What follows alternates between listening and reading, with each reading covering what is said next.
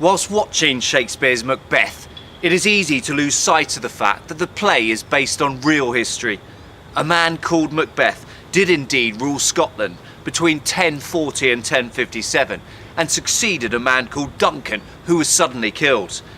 Within the preface to Nigel Tranter's historical novel Macbeth the King, he writes this of Shakespeare's version: "The playwright's version is magnificent drama, but utter nonsense as far as fact and history goes."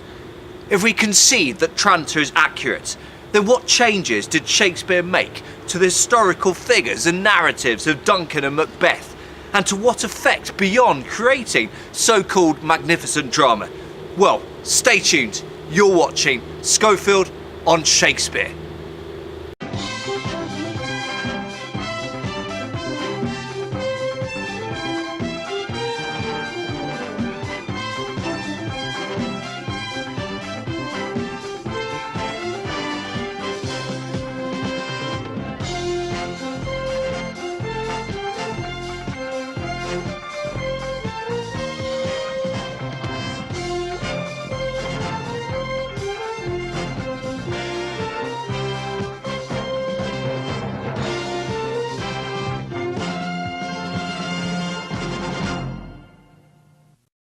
Shakespeare invariably used and was inspired by a wide range of sources to create his dramatic masterpieces. For the purposes of this essay, I will focus on his adaptation of Holinshed Chronicles of Scotland, but it's also worth noting that he's likely to have drawn from other sources, including Boethius's description of Scotland and William Warner's A Continuance of Albion's England.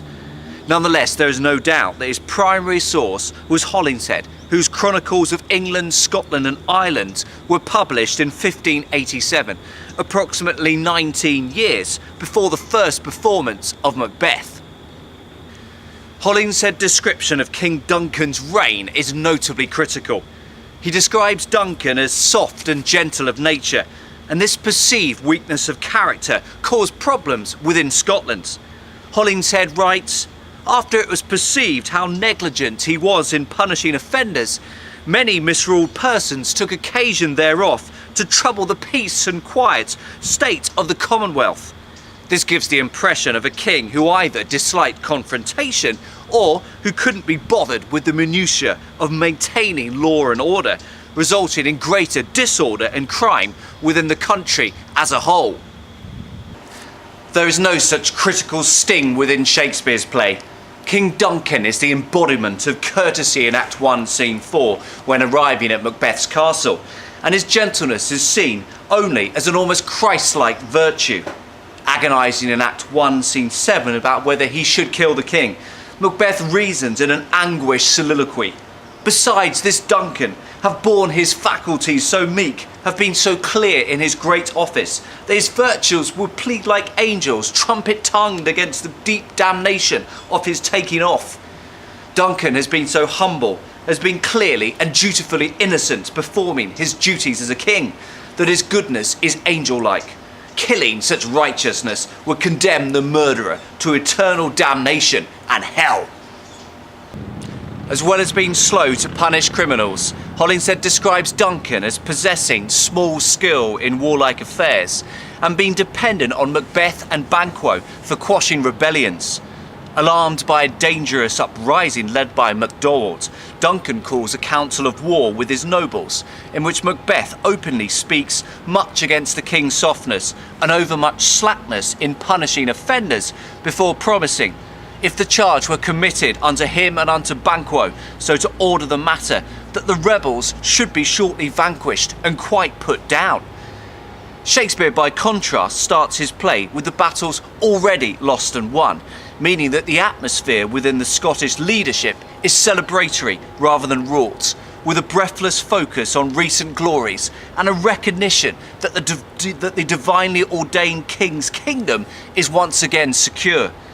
Unlike in Holinshed, there are no fretful councils of war in which passionate red-haired Scotsmen might well implicitly or explicitly criticise Duncan by discussing why MacDonald felt confident enough to rise up against him in the first place.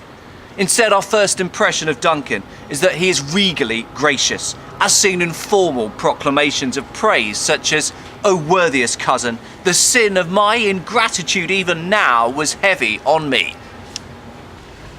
The superlative adjective worthiest is deeply respectful, whilst using the word sin to describe his supposed ungratefulness emphasises both how much Macbeth needs to be thanked for his fierce loyalty in fighting, but also implies that actually Duncan isn't ungrateful at all.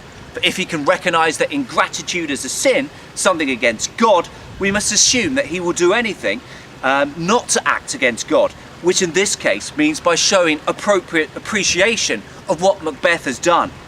By apparently putting Macbeth's actions on a level higher than even he as a king can reward, he is merely emphasising his own regal humility. In Holinshed, Duncan is not only soft and dreadfully inept at dealing with wrongdoers, but he is also not averse to cowardly, underhand acts during warfare. Whereas Macbeth is generally described as being a fearless, brave warrior.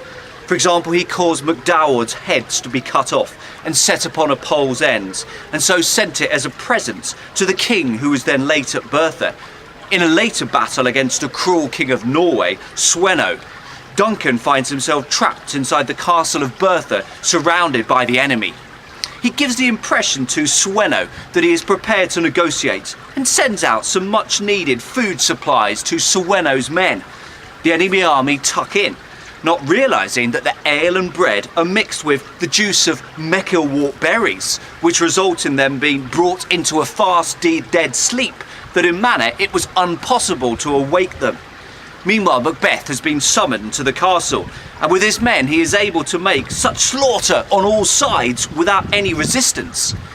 Whereas in Shakespeare's play, Duncan seems noble at all times, making his murder an abhorrent act against God's representative on earth. In Holinshed, Duncan seems far more ordinary. His underhand and unmanly poisoning plot, combined with his soft nature and sloppy failure to adequately punish wrongdoers, ensure that his death is not something to be mourned and obsessed about to the same extent as within Shakespeare's play. But it's not just Duncan whose character has been subtly changed from Holinshed historical accounts, but Macbeth himself. In Act 1, Scene 2 of Shakespeare's play, a bleeding captain describes the moment Macbeth met MacDonald on the battlefield. He eulogises, "For brave Macbeth, well he deserves that name, disdaining fortune with his brandished steel, which smoked with bloody execution, he unseen MacDonald from the nave to the chaps, and fixed his head upon our battlements." In this extract, the captain vividly paints a picture of Macbeth's brutal, brave single-mindedness through the personification of fortune, a force which, superhuman on the battlefield, Macbeth takes no notice of. And this description of him splitting MacDonald's body open from his navel area up to his jaws. Now, the play genre will always lend itself to more dramatic, exciting accounts of action compared to a historical chronicle, due to the fact that it is repeatedly acted out in the present and that it takes place live each time it is performed on stage. However, even disregarding the potential effect of the change in genre, Shakespeare has willfully altered an historical account. For in his Chronicles of Scotland, Holinshed explains that MacDowald first fled into a castle, and when he realised there was no hope of survival, he first slew his wife and children, and lastly himself, lest if he had yielded simply, he should have been executed in most cruel wise for an example to other. So Macbeth didn't kill MacDonald himself in Holinshed, didn't dramatically split open his body so his guts fell out whilst killing him. MacDonald wanted to avoid all that, so killed himself. So what is the effect of Shakespeare adding the embellishment of Macbeth actually killing MacDonald, as opposed to merely chopping the head off his dead body? Well, put simply, it makes Macbeth seem all the more invincible, all the more a courageous defender of right against wrong. And so when he does descend to the dark depths of later in the play, the contrast is all the more marked. As a dramatic spectacle, it is far more interesting and indeed tragic, seeing someone who has been such a hero epitomised by his slaughtering of a traitor, transformed into the devil incarnate, to use Twelfth Night Sir Andrew Aguecheek's silly malapropism. So, at the beginning of Shakespeare's play, Macbeth is shown as a great man of heroic proportions, hence the exclusion of another historical detail. Holinshed, like Duncan in Act 1, Scene 2 of Shakespeare's play, describes Macbeth as valiant, but adds these ambivalent lines. He was one that, if he had not been somewhat cruel of nature, might have been thought most worthy the government of a realm. Within the panting aftermath of successful warfare, it would be churlish to make dismissive comments about the potential cruelty of the hero's character, and this, combined with the superior dramatic effect of watching loyal perfection slide into fiendish butchery, means that this reference to cruelty is not included within Shakespeare's play. But even more pertinently, Shakespeare avoids speculative comments suggesting that Macbeth would potentially make a better king than Duncan, as shown in Hollinshed's line that without his cruelty, Macbeth might have been thought the most worthy the government of a realm. Macbeth the play can be seen as a drama about the personal and public consequences of killing God's noble and righteous representative on earth, how such an evil act can affect you mentally, how your conscience instinctively reacts. The drama would be far less effective if the audience have a sense that, quite possibly, the country might be better off with the anointed one dead and his murderer sitting comfortably on his throne. As well as deifying Duncan, partly for political purposes, and stressing Macbeth's extraordinary heroism, so that his fall can be all the more dramatically poignant, Shakespeare makes subtle changes to the witches as presented in Holinshed. In Holinshed, Banquo and Macbeth come across three women in strange and wild apparel, resembling creatures of elder worlds. They are later described as either being the Weird Sisters, that is, the goddesses of destiny, or else some nymphs or fairies. Crucially, although there is a sense of strange otherworldliness, Holinshed witches are not physically repugnant. Nymphs are traditionally dainty, goddesses or spirits of the mountains, forests or waters, and fairies are likewise small and light with supernatural powers. Contrast this to Banquo's description in Act 1, Scene 3 of Shakespeare's play.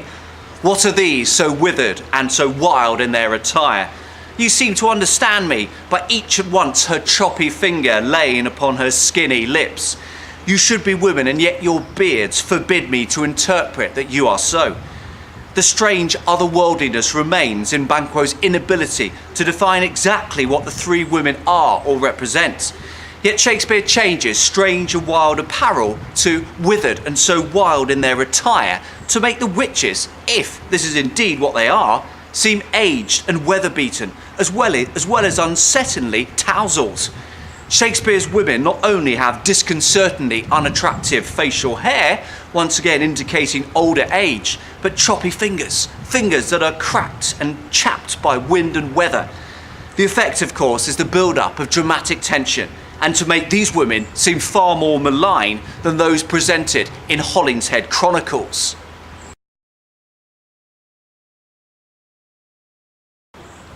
The comparative malignity of the three weird sisters is highlighted in the respective reactions to them within the two texts. In Holinshed, Banquo and Macbeth engaged in some light-hearted banter. The predictions were reputed at the first, but some vain, fantastical illusion by Macbeth and Banquo, insomuch that Banquo would call Macbeth in jest King of Scotland, and Macbeth again would call him in sport likewise the father of many kings. Note the nouns jest and sport, highlighting both the closeness of Macbeth and Banquo's relationship, but also suggesting that they have not been, initially at least, deeply perturbed by what they have seen and heard. In Shakespeare, the two men seem far more reflective, with metaphysical reflections about the status of the women, and Macbeth shortly after unable to resist asides to the audience, speculating about the potential evils of such prophecies. The witches seem to take on a greater ominous significance in Shakespeare, not just because they are old and sinister looking, but also because their additional lines prior to their meeting with Macbeth and Banquo have made their supernatural powers abundantly and alarmingly clear. Even the language used by Shakespeare's witches disconcerts. In Holinshed, the women respond to Banquo's request for some more information about his future by saying, "We promise greater benefits unto thee than unto him, for he shall reign indeed, but with an unlucky end. Neither shall he leave any issue behind him to succeed in his place, where contrarily thou indeed shalt not reign at all, but of thee those shall be born which shall govern the Scottish kingdom by long order of continual descent." The language is clear and unequivocal. Banquo shall not be king himself, but will produce children which will rule Scotland for many, many consecutive generations. Compare this to the quick-fire riddles in Shakespeare's play. Lesser than Macbeth and greater, not so happy, yet much happier. Thou shalt get kings, though thou be none. Shakespeare's version condenses the information down from 62 words to 19, and the repeated use of ellipses to miss out subject and verb quickens the pace of the first two utterances, making the meaning harder to discern. The use of antithesis in lesser versus greater, not so happy versus much happier, initially seems contradictory and equivocal, highlighting the impression we have gained of Shakespeare's witches as a malign source of potential evil and confusion. And so Shakespeare does not change the prophecies as presented in Holinshed Chronicles of Scotland, but rather the way we react to the prophesiers due to their appearance and language. And whereas Shakespeare uses the same three witches, albeit aided latterly by Hecate, to deliver later prophecies about not needing to worry about men who haven't been born from a woman, and not needing to panic unless Birnam Wood comes to Dunsinane, in Holinshed, Macbeth learns about the danger of Macduff from certain wizards. Additionally, it is not three women in strange and wild apparel, or even wizards who tell Macbeth he should never be slain with man born of any woman, nor vanquished till the wood or Burnane came to the castle of Dunsinane, but a certain witch whom he had in great trust. In Holinshed thus, Macbeth seems to have a wider range of trusted supernatural contacts, whether these are wildly dressed women, nymphs, fairies, wizards or witches, and this inevitably dilutes the influence and impact of each individual or group. Whereas Holinshed Macbeth is a superstitious man who generally has great trust in the supernatural, Shakespeare's Macbeth becomes specifically enthralled by the three weird sisters, and has developed a disconcertingly comfortable relationship with them by the latter stages of the play, as seen in his cocky threats of eternal curses and insistences on being satisfied. The effect of this is that the dynamics between Macbeth and the witches become as dramatically interesting as their tripartite predictions. And in relation to the latter, note that in Holinshed, wizards advise Macbeth against Macduff, and a witch talks about man not being born of women and Birnam Wood. And this separation of the three doesn't instill the same mesmeric memorability as Shakespeare's set of three. Earlier in this essay, I talked about how in Holinshed, Duncan is not seen as a brilliant king. He is weak, indolent in office, and incompetent as a military leader. And as a result of this, his death does not provoke the desperate outpourings of emotion present in Shakespeare's play. Indeed, in Holinshed, Macbeth kills Duncan with Banquo's full knowledge and support. Prior to the act, he communicates his purposed intent with his trusty friends, amongst whom Banquo was the chiefest. Upon confidence of their promised aid, he slew the king at Enverns, or as some say, at Botgoswan. This is in sharp contrast to Shakespeare's play, in which Banquo is not party to Macbeth's inner thoughts and devious plans. In Act 2, Scene 1, Banquo finds himself unable to sleep and suspicious of what Macbeth may attempt to do. Speaking within Macbeth's castle, he confides in his son Fleance. "A heavy summons lies like lead upon me, and yet I would not sleep."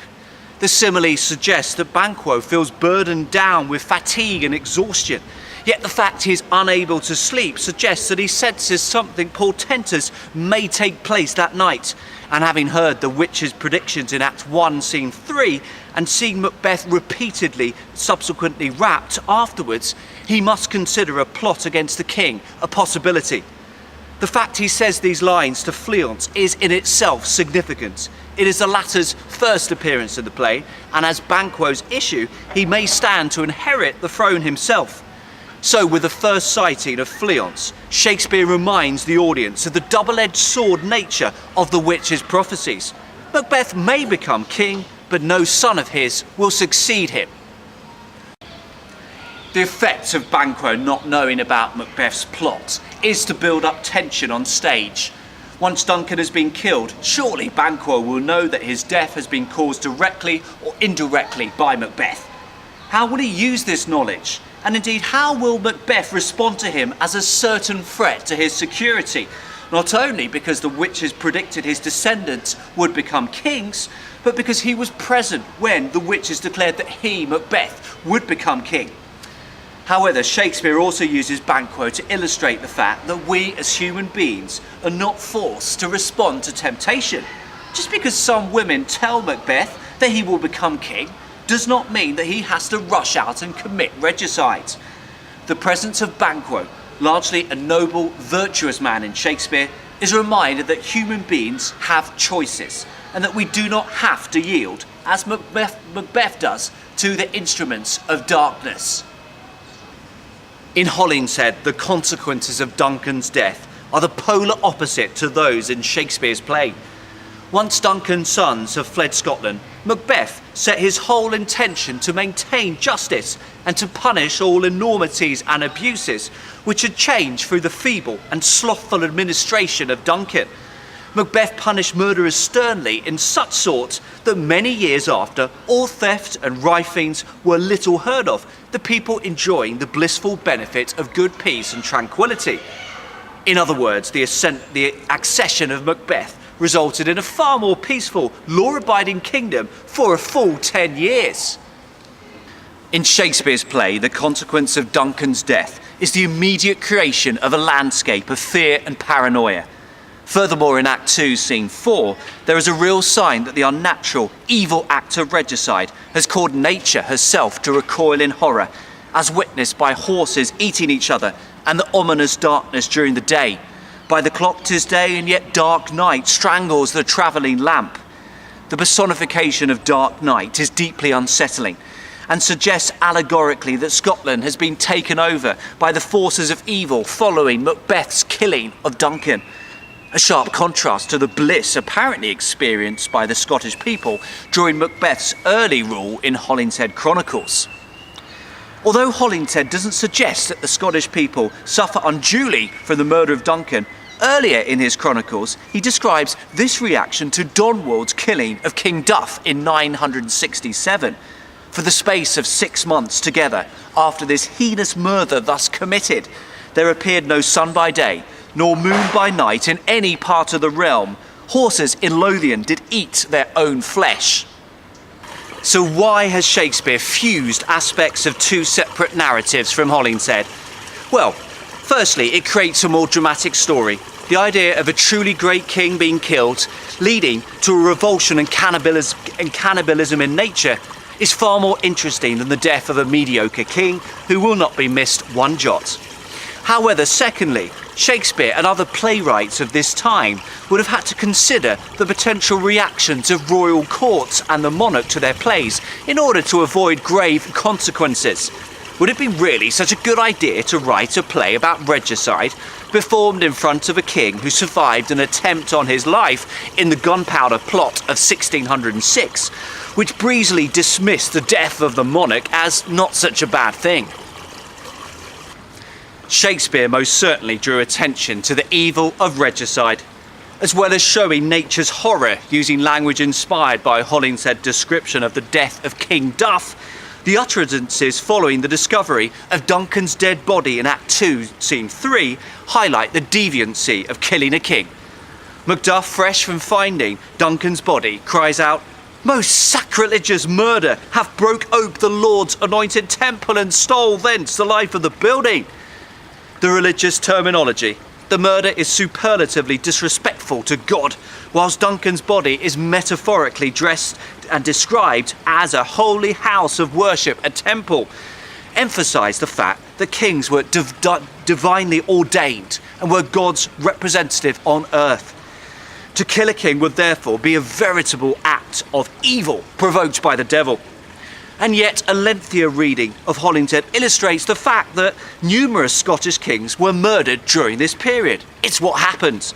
Duncan's predecessor, for example, Malcolm II, ruled from 1005 to 1034, and according to Holinshed was killed by Fenella, a mother with an immortal grudge towards the king for the death of her son Cruelty. Malcolm II himself killed his predecessor Kenneth III in 1005, who in turn had succeeded Constantine III, who died in battle in 997. Shakespeare, as a playwright, makes no mention of the fact that Duncan was simply the latest in a long line of slaughtered Scottish monarchs. To do so would detract from the dramatic sense of violent outrage against the acts of regicides. Although in Holinshed, Macbeth initially rules fairly, after 10 years he becomes more like the twisted, paranoid figure in Shakespeare's play. Holinshed writes, "He began to show what he was, instead of equity, practising cruelty. For the prick of conscience caused him ever to fear, lest he should be served of the same cup as he administered to his predecessor." And so in both texts, Banquo, but not Fleance, is killed following an invitation to a supper. Macduff's wife and children, but not Macduff himself, are unpleasantly slaughtered. In both texts, Macbeth places his absolute trust in supernatural predictions, with fatal consequences. And finally, in both texts, Macbeth dies ignominiously, destroyed by illusion of the devil. So, to return to the quotation used in my introduction, is Shakespeare's Macbeth utter nonsense as far as facts and history go? Well, yes and no. On the yes side, Shakespeare deifies Duncan, excludes Banquo from the plot to kill Duncan to facilitate exploration of the theme of temptation, and skips Macbeth's decade of calm and peaceful leadership completely in order to make his fall from hero to fiends all the more dramatic, and to highlight the sense of the presence of good and evil within the play. But on the no side, Shakespeare uses Holingshed's supernatural prophecies, albeit altering the appearance and consistency of the prophesiers, kills off the same characters, Duncan, Banquo, Lady Macduff and children, and ends his narrative with similar conclusions about the work of the devil.